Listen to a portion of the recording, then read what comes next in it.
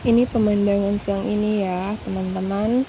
Di tempatku untuk cuacanya lagi angin ya.